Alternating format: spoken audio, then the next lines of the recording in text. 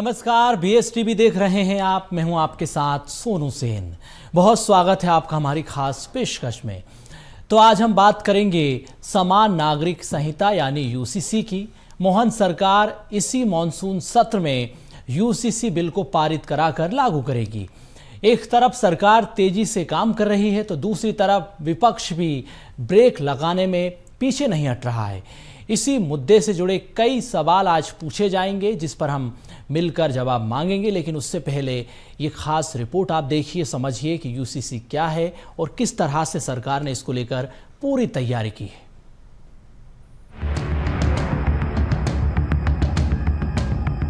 मुख्यमंत्री डॉक्टर मोहन यादव ने यूसीसी को लागू करने की स्थिति को साफ कर दिया है। अब 20 जुलाई से शुरू होने वाले मॉनसून सत्र में यूसीसी बिल लाया जाएगा। इसे पारित कराकर सरकार इसे लागू करेगी। गुजरात और उत्तराखंड के बाद मध्य प्रदेश में यूसीसी लागू होगा।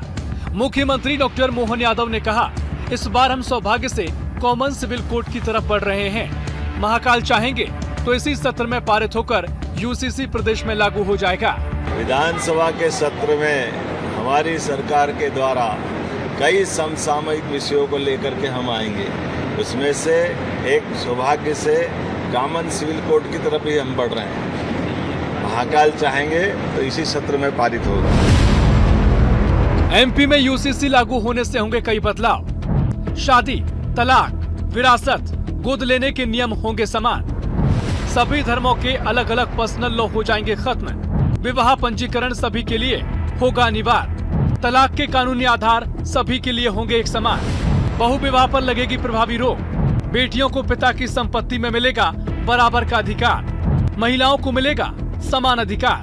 संपत्ति और उत्तराधिकारी में होगी एक रूपता। मोहन सरकार ने यूसीसी के लिए सबसे पहले कमेटी बनाई थी। इसके बाद जनता से ओपन सुझाव लिए गए। प्रदेश भर से अभी तक करीब 2.5 लाख सुझाव आ चुके हैं। इन सुझावों में 62% महिलाओं ने यूसीसी का समर्थन किया है। जहां एक तरफ सरकार तेजी से यूसीसी को लागू कर रही है तो दूसरी तरफ विपक्ष ने भी मोर्चा खोल दिया है। कांग्रेस विधायक आरिफ मसूद ने सुझावों के जरिए एक विशेष वर्ग से इसका विरोध करने की अपील की। विपक्ष के विरोध पर बीजेपी विधायक रामेश्वर शर्मा ने कहा, यूसीसी आज पूरे हिंदुस्तान की डिमांड है। ये कानून देश की सुरक्षा के लिए है। देखिए, मध्य प्रदेश और देश के अंदर सभी जाति, धर्म, संप्रदाय के लोग मिलकर रहते हैं। मैं समझता हूँ यूसीसी की कोई ज़रूरत नहीं है। ये बंटवारा करना चाहते हैं, इसलिए यूसीसी लेकर आ रहे हैं। जल्दबाजी इसलिए कर रहे हैं कि उनको लगता है कि बंटवारे से उनको फायदा होगा। धर्म के नाम पर वो सारी राजनीति करके उसका चुनाव में फायदा उठाएंगे। यूसीसी जो है वो कानून भारत के सुरक्षा के लिए कानून है। भारत में जो नागरिक हैं उनको सुविधा देने के लिए का जो है कानून है, क्योंकि वो कानून जब आएगा तो स्वाभाविक रूप से जनसंख्या पर नियंत्रण होगा। और पहले के सारे नेता जनसंख्या पर नियंत्रण की बात करते रहे। अब भारतीय जनता पार्टी सरकार, आदरणीय प्रधानमंत्री नरेंद्र मोदी जी, आदरणीय गृह मंत्री अमित शाह जी के नेतृत्व में अनेक प्रदेशों ने यूसीसी कानून लागू कर दिया है। मध्य प्रदेश की डॉक्टर मोहन यादव की सरकार भी तैयारी में है। मध्य प्रदेश में यूसीसी लागू होने में अभी 1 महीने का समय बाकी है, लेकिन इससे पहले इस पर जोरदार सियासत भी शुरू हो गई है। विपक्ष ने जनता से विरोध करने की अपील की, साथ ही सरकार की मंशा पर भी सवाल खड़े किए। हैरत की बात है कि विपक्ष की अपील और विरोध के बावजूद भी मुस्लिम वर्ग ने यूसीसी का साथ दिया। उनके सुझावों ने यूसीसी को बल दिया है। अब सरकार इसे लागू कर विपक्ष को आईना दिखाएगी। मनोज राठौर, BSTV, भोपाल। तो पूरी रिपोर्ट को आपने देखा, समझा किस तरह से पूरा ड्राफ्ट तैयार हो रहा है और सरकार जिस तरह से जो तर्क दे रही है, इसी पर हम खास चर्चा करेंगे। खास मेहमानों का पैनल हमारे साथ जुड़ चुका है। डॉक्टर शिम्पी अग्रवाल हमारे साथ जुड़ चुकी हैं, प्रवक्ता हैं कांग्रेस की।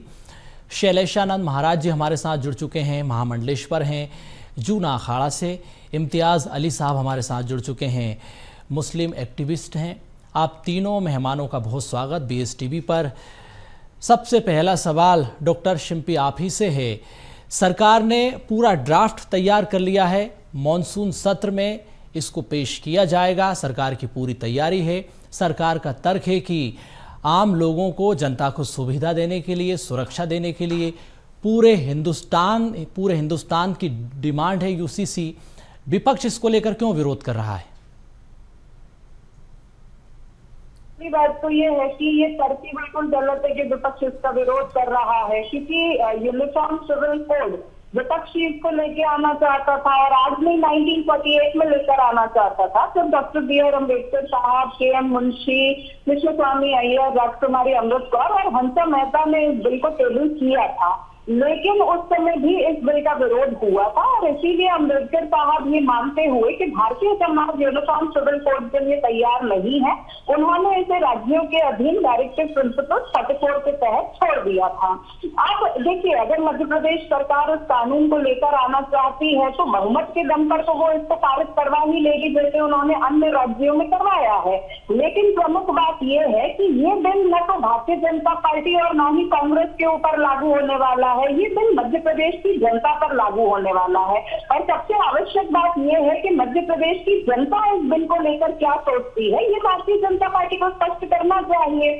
यदि आप आदिवासी समाज को इस बिल से रिलैक्सेशन देते हैं सोनू जी, तो फिर अगर माइनॉरिटीज उस पर ये बात कहती है कि आर्टिकल 25 जो उन्हें भी इम्यूनिटी देता है, right to worship their religion freely, तो क्या आप माइनॉरिटीज को भी इसके तहत रिलैक्सेशन देंगे या नहीं, ये एक प्रमुख बात है। और रामेश्वर शर्मा जी का तो एक बहुत ही हास्यास्पद बयान तमाम टीवी चैनल्स पे वायरल हो रहा है। वो तो यूनिफॉर्म सिविल कोड के माध्यम से जनसंख्या को नियंत्रित कर रहे हैं। शायद वो ये जानते ही नहीं है कि जनसंख्या नियंत्रण बिल और समान अधिकार कानून के अंदर फर्क क्या होता है।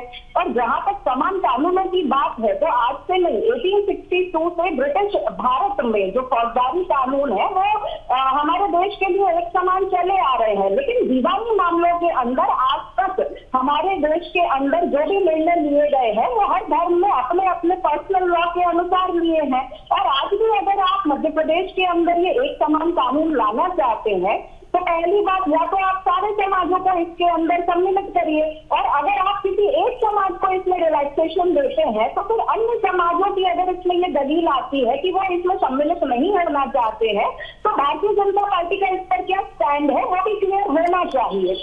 बिल्कुल। दूसरी बात, जो आपने कहा कि भारतीय जनता पार्टी ने ड्राफ्ट का मसौदा तैयार कर लिया है, तो पहले तो मुख्यमंत्री जी ने कहा था कि दिवाली के आसपास वो इस बिल को टेबल करेंगे, लेकिन अगर वो इसी मानसून सत्र में टेबल करना चाहते हैं तो आप समाज के सामने उस ड्राफ्ट के मसौदे को रखिए तो सही, समाज को बताइए तो सही आप इस बिल के अंदर क्या लेकर आ रहे हैं।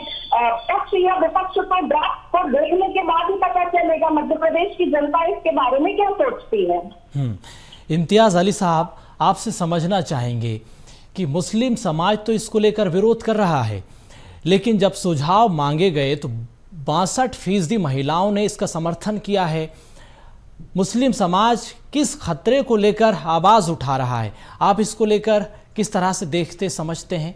देखिए, वर्तमान में मध्य प्रदेश शासन जो कॉमन सिविल कोड की जो बात कर रहे हैं और इसको आने वाले सत्र में लेके आना चाहते हैं, इसके लिए जो इन्होंने एक जन सुनवाई या लोगों से जो सुझाव मांगे थे उसके जो परिणाम निकल के आए हैं कि 62-63% मुस्लिम महिलाओं ने इस कानून का समर्थन किया है, तो कहीं ना कहीं मुस्लिम समाज को ये बात सोचनी होगी कि ये इस तरह का मुस्लिम समाज की महिलाओं की तरफ से जो सकारात्मक परिणाम आया है या उनके जो सुझाव आए हैं वो क्यों आए हैं। वर्तमान परिप्रेक्ष्य में अगर देखा जाए तो कहीं ना कहीं मुस्लिम समाज आज भी विकास की श्रेणी से दूर है। इनमें जो है शिक्षा की कमी है, स्वरोजगार की कमी है, बहुत सारे सामाजिक मुद्दे हैं, तो इन मुद्दों को बात करनी चाहिए यहाँ पर। साथ ही जो विपक्ष और दूसरी पार्टियाँ जो बात करती हैं कि मुस्लिम समाज के विकास के लिए, तो उन्हें यहाँ पर उसकी शिक्षा के बारे में बात करनी चाहिए, स्वास्थ्य के बारे में बात करनी चाहिए, रोजगार के बारे में बात करें।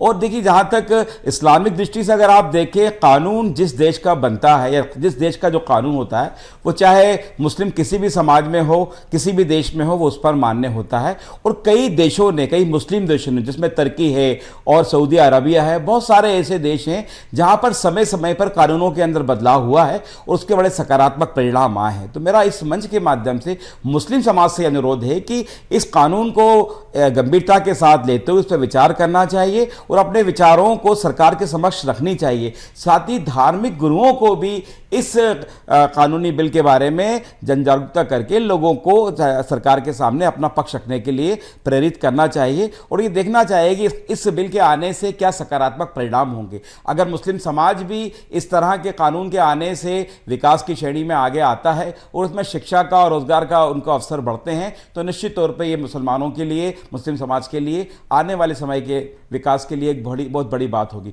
और माननीय मोहन यादव जी ने जिस तरह से अगले सत्र में इस कानून को लाने की बात की है तो निश्चित तौर पर उन्होंने समय समय पर मुस्लिम समाजों से भी बातचीत की है और निरंतर वो उनके संपर्क में रहकर उनसे बात कर रहे हैं। तो मेरा उनसे पुनः अनुरोध है कि हमारे धार्मिक गुरु जो हैं, मुस्लिम धार्मिक गुरु हैं, उनके माध्यम से भी इस पर चर्चा करें और जो उनके सुझाव हों उन सुझावों को इस कानून में लाने की बात करें।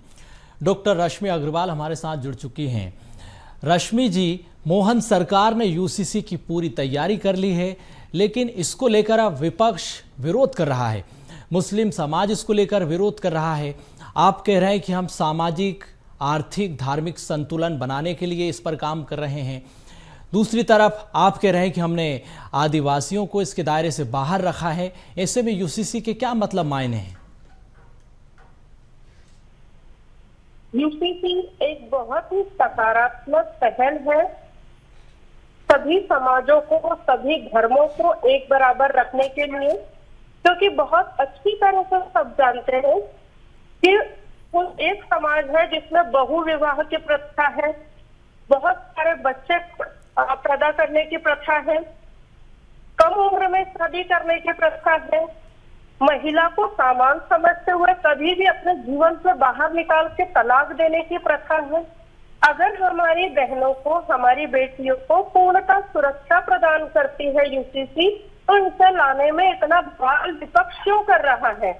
क्योंकि एक विधान, एक संविधान के तहत राज्यों को आर्टिकल 44 में निर्देश दिए गए हैं यूसीसी लागू करने के। गोवा जैसे राज्य में 1961 से यूसीसी लागू है और सभी लोग सामान्य जीवन जी रहे हैं, वहाँ सभी धर्मों के लोग रहते हैं और सभी का जीवन संतुलित है। वहाँ का उनका आर्थिक, सामाजिक और उनकी सभी सामाजिक रीति रिवाज सभी तरीके से सकारात्मकता से निभा रहे हैं। वो कानून अगर हमारे यहाँ लागू हो रहा है तो उसमें कांग्रेस को इतना विधवा विलाप करने की जरूरत क्या है? बिल्कुल। हमारे साथ शैलेशानंद जी जुड़े हुए हैं। महाराज जी, अलग अलग धार्मिक संगठनों से भी सरकार ने सुझाव मांगे हैं। आपने क्या सुझाव सरकार को दिए हैं? आप बीएसटीवी के मंच से सरकार को क्या सुझाव देना चाहेंगे? देखिए, स्पष्ट है कि हमने निरंतर रूप से कहा है कि यूसीसी का कोई विरोध न करे, बल्कि अपने अपने सुझाव देकर के उसके अंदर समाहित करवाए।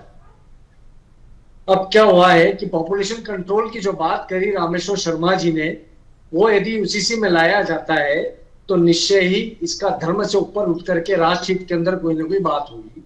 यह मैंने बात करी पक्ष की। अब विपक्ष की एक और बात मैं कहना चाहता हूं कि धार्मिक संस्थाओं की आय व्यय को भी यदि यूसीसी के अंदर ले लिया जाए तो निश्चय ही विपक्ष भी उससे कहीं ना कहीं शांत हो जाएगा। तो एक बात स्पष्ट है कि हम बात कर रहे हैं इसकी यूनिफॉर्म सिविल कोड की, जो कि राष्ट्र की नागरिकता को एक समान स्वरूप के अंदर देखना चाहता है, तो उसके लिए देखना पड़ेगा सबसे ज्यादा लाभ जो है माइनॉरिटी की महिलाओं को इसके लिए लाभ है। तो इसके ऊपर विवाद करना व्यर्थ है। अभी विवाद की आवश्यकता नहीं है, बल्कि पक्ष विपक्ष को ये चाहिए कि सिंपोजियम, सेमिनार, सुझावों की श्रेणियों के अंदर ला करके अहम एको अस्मि विप्रा बहुधा वदन्ति, मतलब रीत और धर्म के आधार पर इसकी स्थापना करें। रीत यानी जिस प्रकार से सूर्य, चांद, तारे अपनी रोशनी के अंदर, अपने लाभ के अंदर कोई पक्षपात नहीं करते हैं, उसी प्रकार से शासक को चाहिए कि अपने नियम के अंदर कोई सा भी वर्ग हो, कोई सा भी वर्ण हो, कोई सी भी जाति हो, संप्रदाय हो, सबको समान रूप से देखे। यही यूसीसी है। इस यूसीसी की अवधारणा के ऊपर यदि यूसीसी लागू होता है तो मैं उसे साधुवाद देता हूं, शासन को मैं धन्यवाद दूंगा। जी डॉक्टर शिंपी, एक बात आप बताइए कि सरकार ने तो सभी से सुझाव मांगे हैं, कांग्रेस पार्टी ने क्या सुझाव दिए हैं और प्रैक्टिकली ये कितना संभव हो पाएगा? क्योंकि अलग अलग धर्म, संस्कृति, परंपराएं, आदिवासियों को तो बाहर इससे कर ही दिया गया है। देखिए सोनू जी, पहली बात तो ये है कि कांग्रेस पार्टी यूसीसी के ऊपर कोई भी विधवा विलाप नहीं कर रही है। एज आई सेड बिफोर कि यूसीसी लाने वाली कांग्रेस ही थी। और जहां तक बात है कांग्रेस के सुझावों की, तो हम बहुत स्पष्ट रूप से पहले दिन से कह रहे हैं कि राजनीति से ऊपर उठकर भारतीय जनता पार्टी या कांग्रेस के पक्ष विपक्ष से ऊपर उठकर हमें समाज से इस पर सुझाव लेने चाहिए कि वो क्या चाहते हैं और वो क्या कहते हैं। और आप इस बिल को किसी भी मध्य प्रदेश के समाज या किसी धार्मिक संगठन या धार्मिक संस्था या धर्म के लोगों के ऊपर थोपिए मत। आप इसको उनकी सहमति से लेकर आइए। और आदरणीय महामंडलेश्वर जी ने एक बहुत ही अच्छी बात कही कि यदि पॉपुलेशन कंट्रोल भी इसके अंदर सम्मिलित होता है तो जनसंख्या नियंत्रण कानून भी एक जमाने में कांग्रेस लाना चाहती थी, लेकिन जब भारतीय जनता पार्टी की सरकार आई तो उन्होंने जनसंख्या नियंत्रित करने के लिए कोई भी सकारात्मक पहल उसके ऊपर नहीं करी। यहाँ तक कि भारतीय जनता पार्टी के ही सांसदों ने जब देश की सबसे बड़ी पंचायत में इस बिल को रेस किया था पॉपुलेशन कंट्रोल का, तो 2019 में जहां तक हमें याद है तो बीजेपी की सरकार ने सुप्रीम कोर्ट में हलफनामा दायर किया था कि जनसंख्या नियंत्रण का वो कोई भी बिल लाने नहीं वाले हैं, वो पॉपुलेशन कंट्रोल की दिशा में अभी नहीं सोच रहे हैं। तो यूनिफॉर्म सिविल कोड मुख्यतः तो दीवानी मामलों पर आ रहा है और हम तो चाहते हैं, और एक महिला होने के नाम पे हम तो ये बिल्कुल चाहेंगे कि सभी धार्मिक धर्म को मानने वाली जो महिलाएं हैं उन्हें समान अधिकार मिले, चाहे वो पिता की संपत्ति में हो या फिर वो तलाक से संबंधित हो या फिर वो उन्हें सुरक्षित करने की बात करता है। तो कांग्रेस कहीं से कोई अवरोध विरोध आपको इसके अंदर नहीं दर्ज करा रही है। ये तो सीधा सीधा भारतीय जनता पार्टी की राज्य सरकार बनाम मध्य प्रदेश की जनता है और हमें लगता है कि कांग्रेस की आड़ किसी भी तरीके से भारतीय जनता पार्टी को इसमें नहीं लेनी चाहिए, क्योंकि हमारा कहीं कोई विरोध इसमें नहीं है। डॉक्टर रश्मि, सबका साथ, सबका विकास, सबका विश्वास के मूल मंत्र के साथ आप काम करते हैं, तो यूसीसी पर भी सबकी सहमति से आप इस पर काम कीजिए। जो सुझाव दिए जा रहे हैं उसको आप समझिए और जो समान नागरिक को लेकर, जो समानता का अधिकार महिलाओं को लेकर बात कही है उस पर भी आप काम कीजिए। समान अधिकार महिलाओं को मिलना चाहिए। बिल्कुल आपकी बात पर मैं सहमत हूँ। भारतीय जनता पार्टी एक प्रबुद्ध जनों का परिवार है। इसी बात को लेकर यूसीसी कानून को लागू किए जाने का प्रस्ताव मानसून सत्र में रखा जा रहा है। सबका साथ, सबका विकास और सभी को समान अधिकार।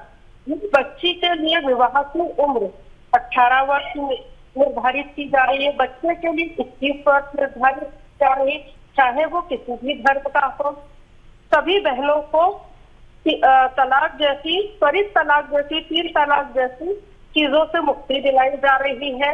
बहुत सारे बच्चे पैदा करने से महिलाओं के ऊपर जो दबाव पड़ता है, जो वो शारीरिक रूप से कमजोर होती है, वहां उन्हें समानता का अधिकार। बहु विवाह जैसी कुप्रथा जिससे बहनें प्रताड़ित होती है, उनको न्याय नहीं मिलता, कुछ पर्सनल लॉ के कारण वो खत्म करने के लिए समानता का अधिकार उन हमारी बहन माइनॉरिटी वाली बहनों को भी देना है हमें, इसलिए यूसीसी लागू करना है हमें। किसी भी धर्म को इससे वंचित नहीं किया जाएगा। सभी धर्मों की बहनों और बेटियों को समान अधिकार दिलाने के लिए यूसीसी लाया जा रहा है, लागू किया जा रहा है। इसमें सबसे ज्यादा अगर बेनिफिट है तो वो है हमारी माइनॉरिटी की बहनों को। और आप स्वयं देखिए कि 62% महिलाएं, माइनॉरिटी की बहनें यूसीसी के फेवर में है। हम जब SIR लेकर गए थे तब भी कांग्रेस ने विरोध दर्ज किया था। उसका नतीजा देखा कितने घुसपैठिए ऑटोमेटिक तरीके से जब SIR भरने की बारी आई तो बांग्लादेश वापस चले गए। हमें पता चला कि वो गैर कानूनी तरीके से वोट कर रहे थे, हमारे देश की सुविधाओं का दुरुपयोग कर रहे थे। वैसे ही जो जनगणना हो रही है और लागू किया जा रहा है, इसमें बहुत सारी जो गलत चीजें देश में हो रही है नागरिकों के साथ, बहनों के साथ खासकर, उससे हमें न्याय मिलेगा और सभी को समानता का अधिकार मिलेगा। जी इम्तियाज अली जी, जो एक बात यहाँ पर निकलकर सामने आ रही है वो ये कि लिव इन रिलेशनशिप को इससे किस तरह से बढ़ावा मिलेगा, जिसका आरिफ मसूद साहब ने जिक्र किया है। देखिए, वर्तमान में जो मुस्लिम कानून है या जो शरियई कानून है उसके हिसाब से आप एक से अधिक विवाह कर सकते हैं, निकाह कर सकते हैं। जी। माननीय मसूद जी ने जो वक्तव्य रखा है कि अगर बहुविवाह बंद होंगे तो उसका परिणाम ये होगा कि लिविंग रिलेशनशिप बढ़ेगी और इसके परिणाम समाज के लिए घातक निकल कर आएंगे। लेकिन यहाँ पर ये चीज़ देखना चाहिए कि जब भी कोई कानून बनता है तो उस कानून को देखना, उस कानून को समझना, उसको मानना पहले राष्ट्रीयता है, बाद में धर्म है। तो इस कानून को हमें धर्म के एंगल से नहीं देखना चाहिए, हमें उसको राष्ट्रीयता के एंगल से देखना चाहिए, हमें उसको अपने समाज के विकास के तौर पर देखना चाहिए। क्या इस कानून के आने से महिलाओं की स्थिति में सुधार होगा, हमें ये देखना चाहिए। क्या उनका शैक्षणिक स्तर, उनका सामाजिक स्तर बढ़ेगा, उस पर हमें विचार करना चाहिए। और पूर्व में भी मैंने कहा है कि मुस्लिम देशों में भी इस तरह के बहुत से कानून समय समय पर लाए गए और उनके लाने के बाद बहुत सारे सकारात्मक परिणाम आए। तो वर्तमान में भारतीय मुसलमानों को राष्ट्रीयता की बात करना चाहिए, क्योंकि इस्लाम में भी पहले राष्ट्र है, बाद में धर्म है। तो यहाँ पर हमको अपने देश की प्रभुत्वता, अपने देश की बेहतरी के लिए जो काम हो सकते हैं उन पर केंद्रित होकर इस कानून को हमें देखना चाहिए। और जो भी कानून यहाँ पर आ रहा है, मेरा पुनः मध्य प्रदेश शासन और माननीय मुख्यमंत्री से अनुरोध है कि वो सामाजिक धार्मिक लोगों से चर्चा करके उनके बातों को ध्यान में रखते हुए इस कानून को लाएंगे। जनता के लिए भी हितकारी होगा और शासन के लिए भी वो हितकारी होगा। महाराज जी, एक बात आप बताइए कि आदिवासियों को इसके दायरे से बाहर कर दिया गया, जो आरोप लग रहे थे सरकार पर कि आदिवासियों की धार्मिक स्वतंत्रता पर यह सीधा सीधा हमला है, क्या उस वजह से इस पर सरकार ने फैसला लिया क्या? नहीं जी, बिल्कुल नहीं है। तो फिर देखिए, मैं इंदिरा जी के समय की बात बता रहा हूं कि जिस समय पर हमारे झाबुआ के भील, बेगा, गोंड, राई, भुटिया, लेपचा, नॉर्थ ईस्ट के इनकी बात हुई थी, तो इंदिरा जी ने भी और उस समय के जितने लोग तो उन्होंने कहा था कि जो मौलिक रूप से अपने प्राकृतिक संसाधनों के साथ जीवन जीते हैं उनको सुविधा युक्त बनाया जाए, किंतु उनको उनके नियमों के अंतर्गत रखा जाए, क्योंकि उनकी मौलिकता, उनकी जिसे कह सकते हैं कि वास्तविकता, वो नष्ट न हो पाए। तो यदि ट्राइबल्स को हम इस कानून से बाहर रख रहे हैं तो उनकी एड्स यानी उनके जिसे कह सकते हैं मदद के अंदर इजाफा होना चाहिए, बढ़ोतरी होनी चाहिए, बाकी कुछ नहीं होना चाहिए। ये बात सत्य है। ये कांग्रेस काल के अंदर भी था और आज की यूसीसी के अंदर भी रखा जा रहा है, तो मैं इसको कोई विरोध नहीं करूंगा। दूसरा विषय में इम्तियाज अली जी की बात से एक बात और कहना चाहूंगा कि लिव इन रिलेशनशिप को एक्स्ट्रा मैरिटल के साथ में कभी भी अटैच न किया जाए, किसी भी धर्म को या किसी भी वर्ण को। लिव इन रिलेशनशिप उन लोगों के लिए लागू होती है जो लोग अविवाहित है और किसी के साथ में रह रहे हैं, उसका रजिस्ट्रेशन करवाना आवश्यक होगा, जैसे उत्तराखंड के अंदर हुआ है।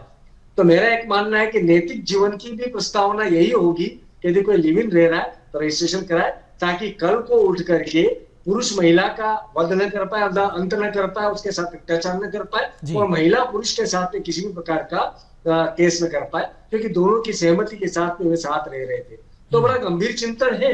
और साथ में मैं पूरे इस निष्कर्ष का, डिबेट का निष्कर्ष जो निकालना चाहता हूँ, तो दो बिंदुओं के ऊपर बार बार जा रहा हूँ। वो एक तो पॉपुलेशन कंट्रोल और धार्मिक आय और व्यय, इन दोनों चीजों के ऊपर गंभीर चिंतन होना चाहिए। यूसीसी के सार्थकता उसी के अंदर रहेगी। जी डॉक्टर शिंपी, एक बात हम समझना आपसे भी चाहते हैं कि सरकार ने जिस तरह से बात कही कि समान नागरिक संहिता, लेकिन आदिवासियों को इससे बाहर कर दिया। आदिवासी संगठनों ने इसको लेकर विरोध किया, कांग्रेस के आदिवासी विधायक हैं, उन्होंने इसको लेकर आवाज़ उठाई। तो क्या सरकार ने आदिवासी संगठनों, आदिवासियों के विरोध के बाद इस पर फैसला लिया? इसके पीछे सरकार की क्या मंशा हो सकती है? देखिए, भारतीय जनता पार्टी की जो सरकार है वो सीधे सीधे वोट बैंक पॉलिटिक्स में ज्यादा विश्वास रखती है। और अगर वो वाकई में समान नागरिक संहिता पर बात कर रहे हैं तो फिर ये तो हर जो समाज है उसके ऊपर समान रूप से लागू होना चाहिए। लेकिन अगर आपने एक समाज को इससे बाहर छोड़ दिया है तो फिर ये यूनिफॉर्म सिविल कोड नहीं रह जाता, ये तो पर्सनल सिविल कोड रह जाता है कि आपको लगेगा तो आप एक समाज को रिलैक्सेशन दे देंगे, आपको लगेगा तो आप दूसरे समाज में महिला सशक्तिकरण की बात करने लग जाएंगे। और दूसरी बात, जहां तक बहुपत्नी प्रथा की बात है तो वो तो आदिवासी समाज के अंदर भी है। जहां तक संपत्ति पर अधिकारों की बात है तो सोनू जी आपने भी देखा होगा महिला थाने के अंदर बहुत ही परिवार परामर्श समितियां होती है, वहां पर आदिवासी समुदायों से अधिकांश तौर पर ये केसेस आते रहते हैं जहां पर महिलाएं या तो पति से भरण पोषण का हक मांगती रह जाती हैं और या फिर वो संपत्ति में अधिकार मांगती रह जाती हैं, क्योंकि जो हिंदू लॉज हैं वो भी, जो हिंदू मैरिज एक्ट है वो भी आदिवासी समाज के अंदर लागू नहीं होता है। तो हमें लगता है कि या तो आप सारे समाजों को इसके अंदर सम्मिलित करिए, और अगर आप एक समाज को इसमें रिलैक्सेशन देते हैं तो फिर चाहे आर्टिकल 25 हो या आर्टिकल 29 हो, जो प्रत्येक धर्म को मानने वाले को ये इम्यूनिटी देता है कि वो अपने मुताबिक अपने धर्मों के कानूनों को लागू कर सके, अपने रिलीजन को प्रैक्टिस कर सके, अपने कल्चर को जी बिल्कुल कर सके। कि दोहरी मानसिकता पर सवाल आप उठा रही हैं। डॉक्टर रश्मि, आपसे क्लोजिंग कॉम्प्लीमेंट लेना चाहूंगा। जब आप आदिवासी समुदाय के बीच में जाएंगी, बीजेपी जाएगी, तो उन्हें क्या बताएंगे आप कि आपको हमने यूसीसी से बाहर रख दिया? क्या फायदे गिनाएंगे आप उनको? क्या मतलब समझाएंगे यूसीसी का उनको? अगर भारतीय जनता पार्टी के प्रबुद्ध जनों की सरकार ने यह निर्णय लिया है कि हमारे आदिवासी भाइयों और बहनों को